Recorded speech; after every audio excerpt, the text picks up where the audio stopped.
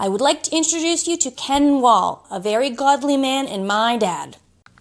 Today is Saturday, May 30th, 2026. I am slowly going through the Book of Ruth, and today I want to look at Ruth 1, verses 3 to 5, and talk about how we can handle grief in our lives. Ruth 1, 3 to 5 says, "But Elimelech, the husband of Naomi, died, and she was left with her 2 sons. These took Moabite wives. The name of the one was Orpah, and the name of the other Ruth. They lived there about 10 years, and both Mahlon and Chilion died, so that the woman was bereft of her 2 sons and her husband." Naomi's loss was incalculable with the death of her husband and her 2 sons. She found herself bereft of all that was dear to her, living in a foreign country among people who worshipped a different God and whose customs were different. In verse 6, Naomi heard that rain had fallen on Bethlehem and food was again in abundance, so she started to return to Bethlehem. Along the way, Orpah, her daughter-in-law, went back to Moab, which left her with just Ruth. In verse 19, the 2 of them arrive in Bethlehem. And when the woman said, "Is this Naomi?" In verse 20, Naomi replies, "Do not call me Naomi, call me Mara, for the Almighty has dealt very bitterly with me. I went away full, and the Lord has brought me back empty. Why call me Naomi when the Lord has afflicted me and the Almighty has brought calamity upon me?" Naomi did not hide her anguish. Upon returning to Bethlehem, she openly expressed her bitterness and emptiness to her community, stating, "Do not call me Naomi, call me Mara," which means bitter in Hebrew. By acknowledging her pain rather than sugarcoating it, she allowed herself to process her intense grief. Despite her own deep loss, she unselfishly encouraged her widowed daughter-in-law, Orpah and Ruth, to return to their families in Moab so they could find new husbands and flourish. And Naomi did not isolate herself. When her daughter-in-law Ruth refused to leave her and followed her to Bethlehem, Naomi accepted Ruth's steadfast loyalty and companionship, which became a vital source of comfort to her. Instead of wallowing in her circumstance, Naomi took actionable steps. She leveraged social customs and expressed opportunities within the community to help secure a future and provide for Ruth, eventually guiding Ruth toward Boaz, their kinsman redeemer. The Book of Ruth concludes with a profound emotional shift.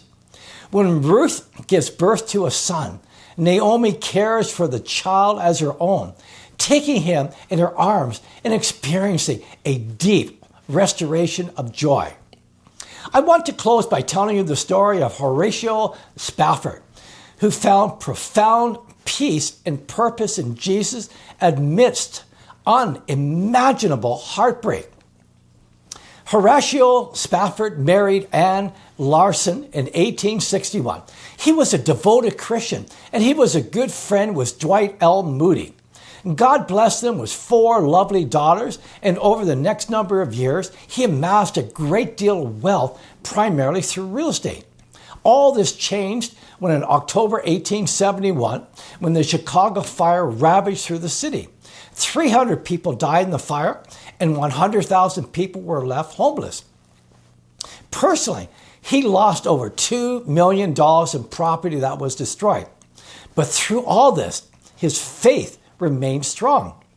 2 years later, in 1873, his faith was once again put to the test. The entire family decided to join Moody for a series of revival meetings in England. Horatio had some business to look after first, so he sent his wife and their 4 daughters on ahead. A week into the voyage, their boat was involved in a collision with another boat, and it sank very quickly. His wife was one of the few who were rescued from the ocean. His 4 daughters, Annie, Maggie, Bessie, and Tanetta, all perished. When his wife reached England, she sent him a telegram saying, "Saved alone, what shall I do?" Horatio's faith once again was not shaken.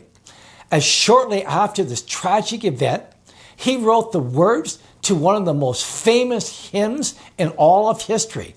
It is well with my soul. Here is the first verse of It Is Well With My Soul. When you listen to it, just think of the faith that God gave him to write this.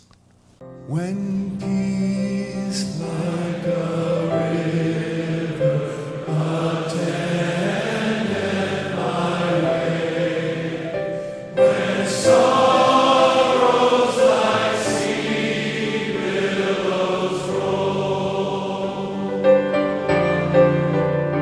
whatever I done, thou hast taught me to say.